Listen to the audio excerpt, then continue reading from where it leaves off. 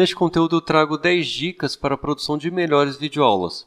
São dicas que eu reuni a partir da observação que eu tenho visto ao longo desses anos que eu trabalho com tecnologia para educação. Tenho visto várias videoaulas de alunos, de amigos, de pessoas que eu acompanho pela internet também. E a gente percebe que tem alguns pontos, tem alguns, digamos, erros que são recorrentes e acabam prejudicando o resultado final da aula. Quer seja o resultado final da parte da estética ou até mesmo o resultado da parte de áudio, que é extremamente importante. Então, são aqui 10 dicas que estão reunidas para que possam ser observadas e que juntas certamente vão trazer um resultado melhor na produção audiovisual que você faça para suas aulas. Primeira dica, ajuste o enquadramento. E é muito comum que a gente veja videoaulas que o professor está assim, por exemplo, totalmente em um dos cantos, e nesse caso, muitas vezes a gente vê como se, a impressão que dá é que a pessoa está fugindo do quadro. Então, a pessoa está totalmente em um dos cantos e sobra um teto aqui, uma distância muito grande. Então, isso daqui fica sem uso, fica desprovido. Se você tem aqui uma lousa, se você tem algo que vai ser feita a demonstração, até vá lá. Mas aqui você precisaria estar um pouco mais com o rosto aqui nessa região, ok? Se você está apenas se filmando e fazendo compartilhamento de tela, por exemplo, evite sempre fazer isso e deixar esse espaço vazio. Preencha o quadro. Um outro enquadramento que a gente observa que não é dos mais adequados, apesar de ser um pouco melhor do que o anterior, é que a pessoa até fica centralizada, mas ela se ajusta para que a cabeça dela fique no centro do quadro. E muitas pessoas fazem esse enquadramento. Você não vai fazer dessa forma. Por quê? Sobra muito espaço aqui que você está sem enquadramento. Comece a observar quando você vê cenas de apresentadores de TV, de telejornal, de filme. A pessoa nunca vai fazer a filmagem e vai deixar esse espaço aqui desnecessário sobrando.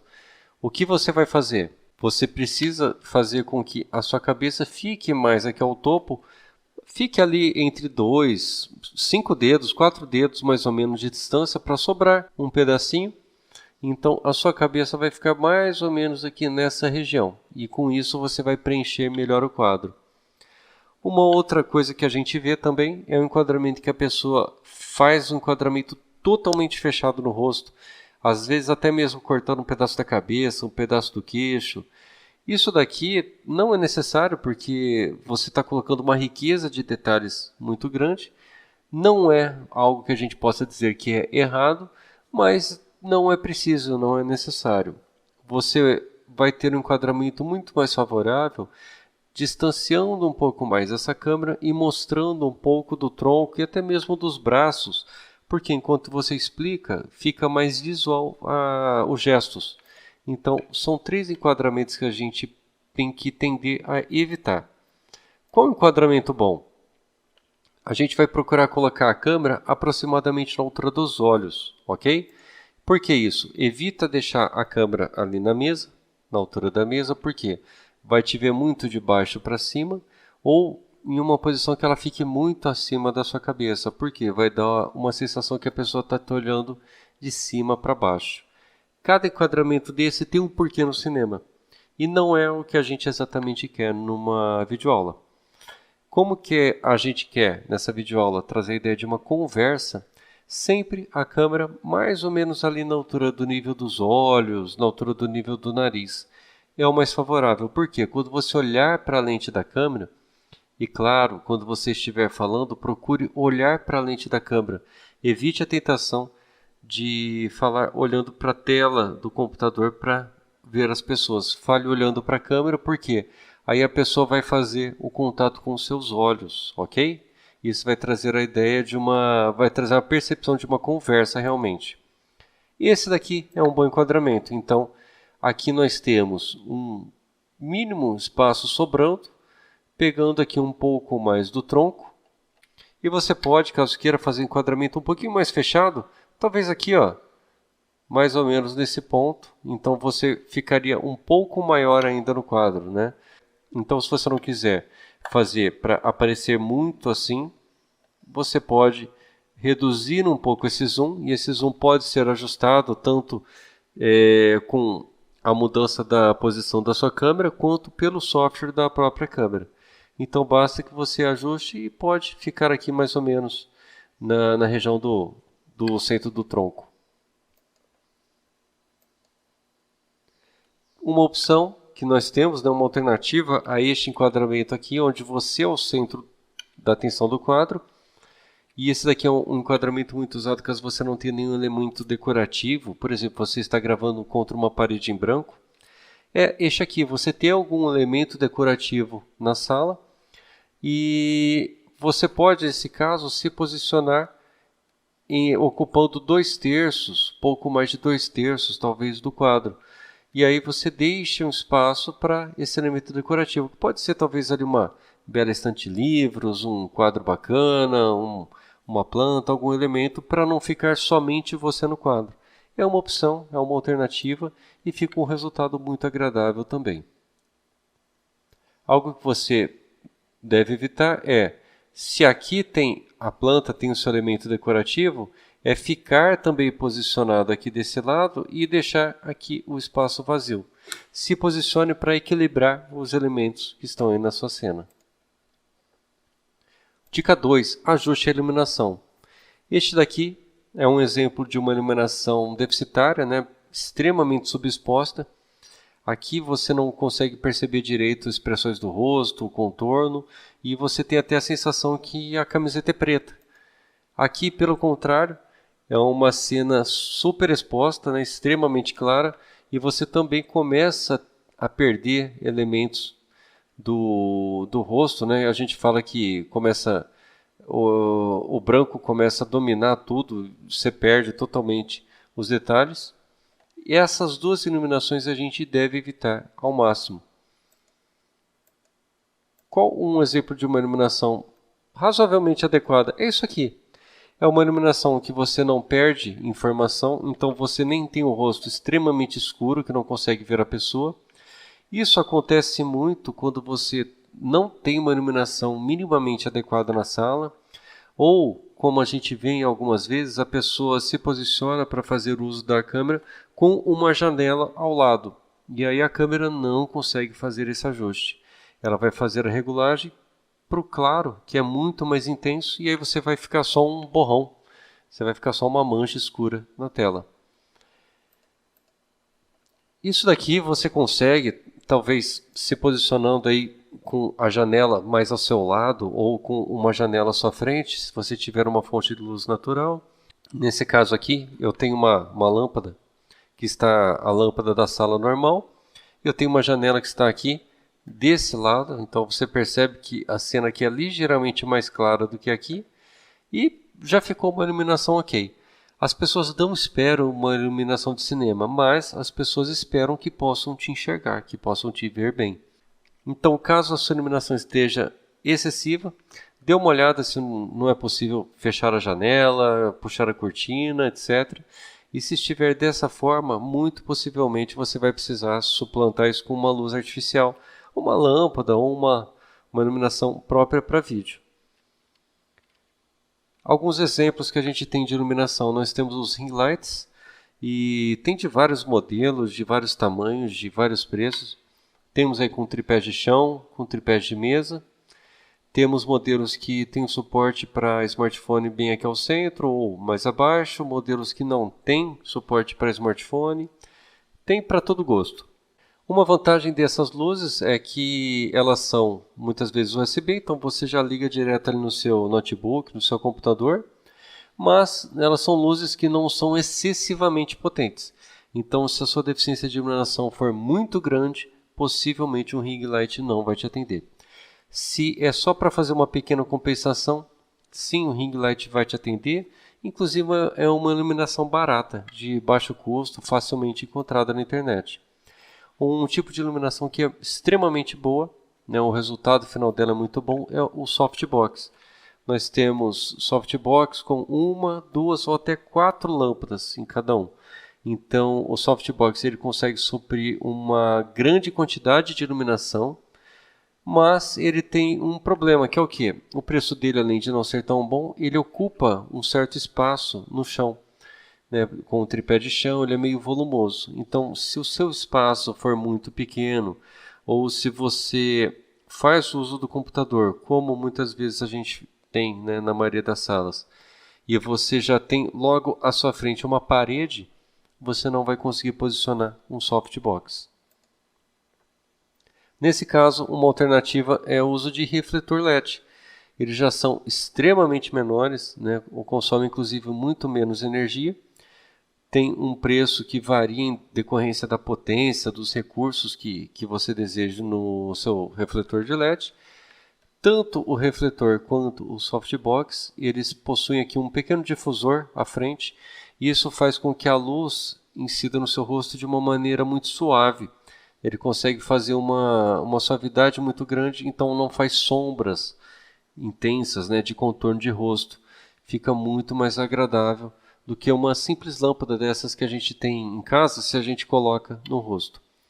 Neste caso aqui, um detalhe, né? Esse softbox, esse refletor, ele tem ajuste de intensidade e tem ainda ajuste da temperatura de cor.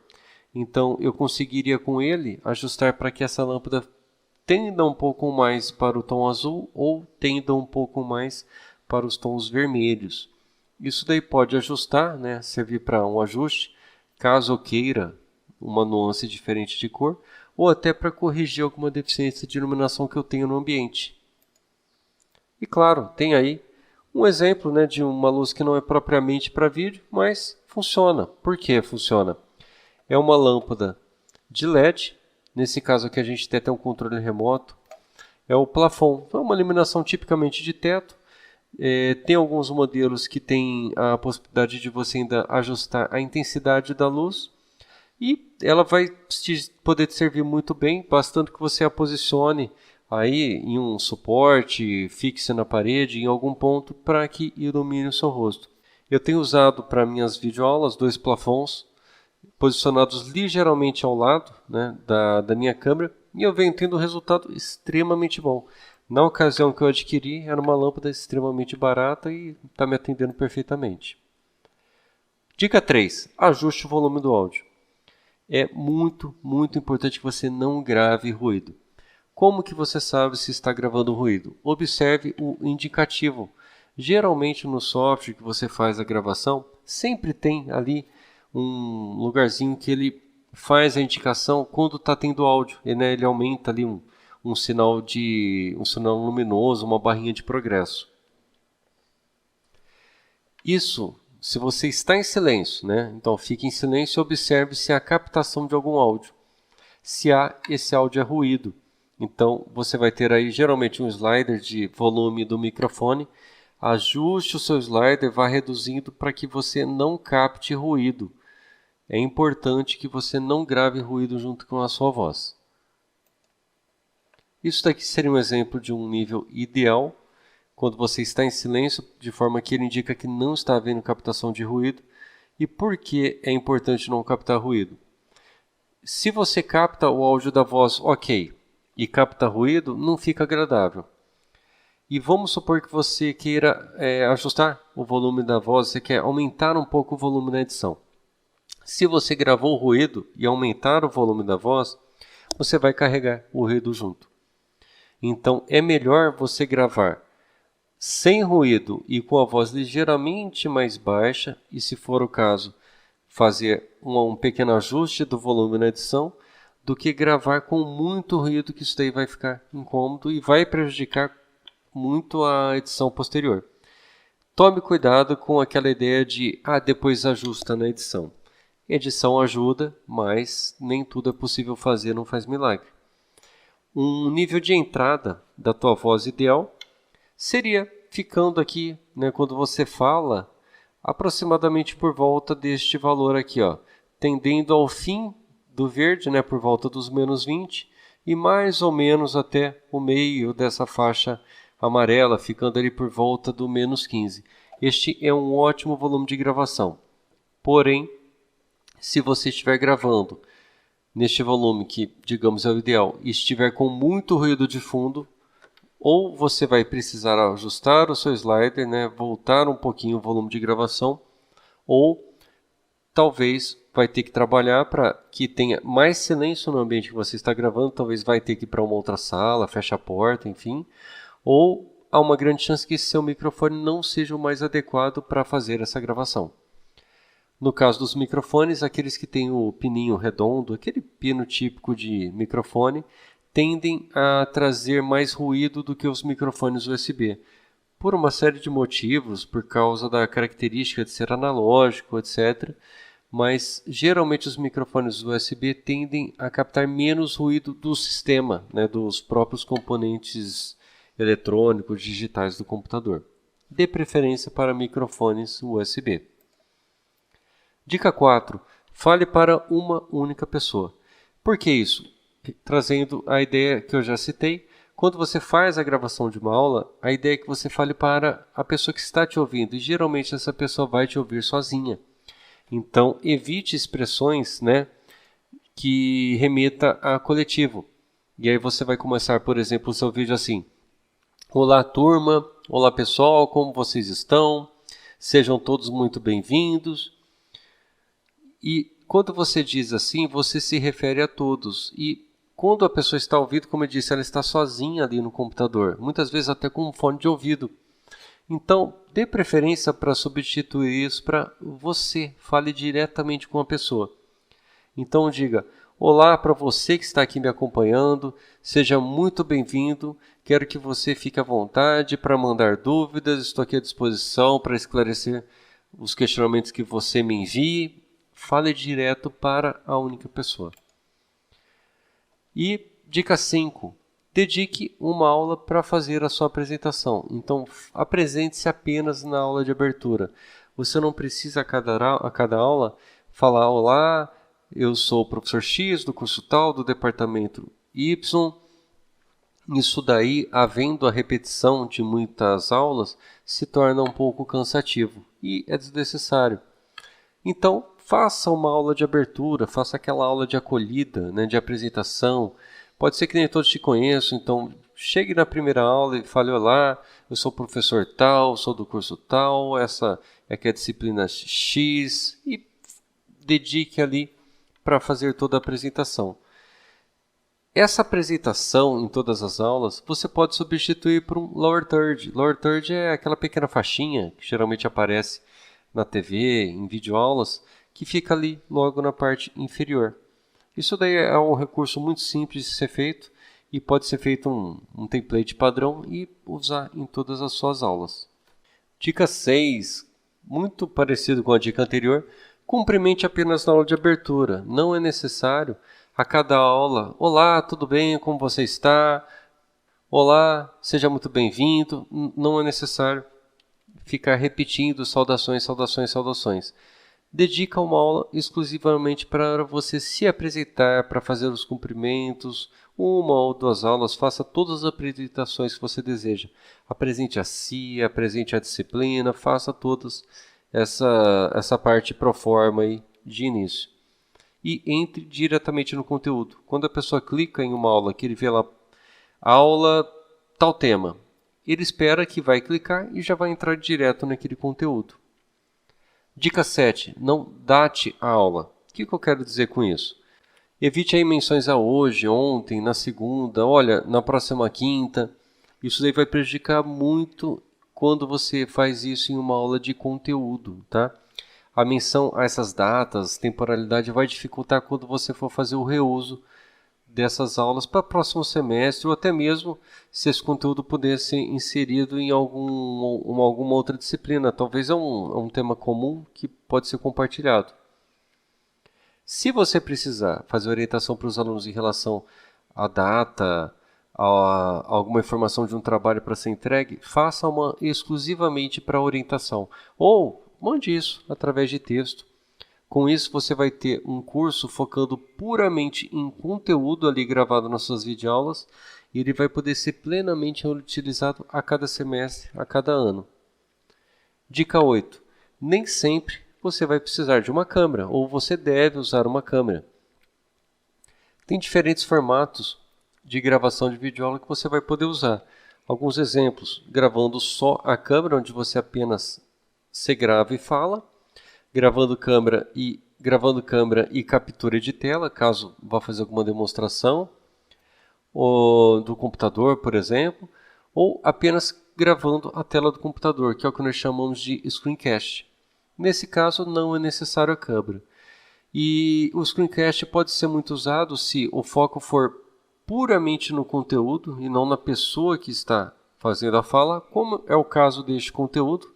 Eu não estou aqui com uma necessidade de me filmar, o foco é no conteúdo.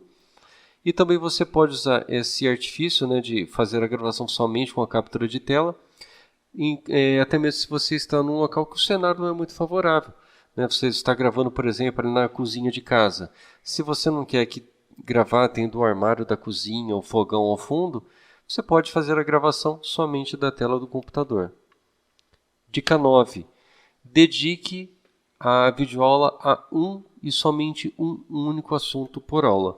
É muito comum que a pessoa faça alguns detalhes aí durante a gravação, que é o quê?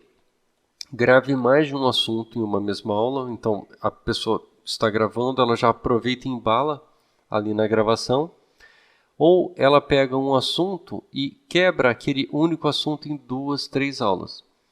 Tem uma ideia que circula de que videoaula boa hoje em dia é videoaula curta. Mas não adianta também você falar assim, olha, eu quero fazer minhas videoaulas de no máximo 8 minutos, por exemplo. E você pegar ali uma aula de um único conteúdo, que seria necessário, por exemplo, 20 minutos, e quebrar em 2, 3 videoaulas se o assunto é único. Eu sugiro que você faça com que cada aula, eu costumo falar isso, né, é um conceito que eu tenho, cada aula tem que ser um assunto único e indivisível. Então, se é preciso de 5, 10, 20 ou 30 minutos para entregar aquele conteúdo, né, e aquele conteúdo está todo ali brincado, né, não há como ser separado, não há lógica de separar em 2 pontos, porque o assunto é único e contínuo, grave uma videoaula única. Se você consegue pegar aquele tópico, né, de um único assunto, e talvez ele pode ser subdividido em temas. Então, por exemplo, eu vou apresentar um conceito ali matemático. Eu posso separar em uma videoaula que eu apresento um conceito teórico, e eu posso apresentar, por exemplo, uma videoaula que eu faça a demonstração da fórmula, ao invés de fazer uma única videoaula. Mas se é um assunto, por exemplo, teórico, como esse aqui, 10 dicas para produzir videoaulas. Eu poderia gravar as dicas individuais? Sim, poderia. Ou eu poderia gravar como estou fazendo aqui, gravando um vídeo único contendo todas as dicas. Você pode, usando o YouTube, tá? E aí é um recurso que você vai fazer posteriormente à gravação, fazer o quê? Exatamente o que eu vou fazer aqui.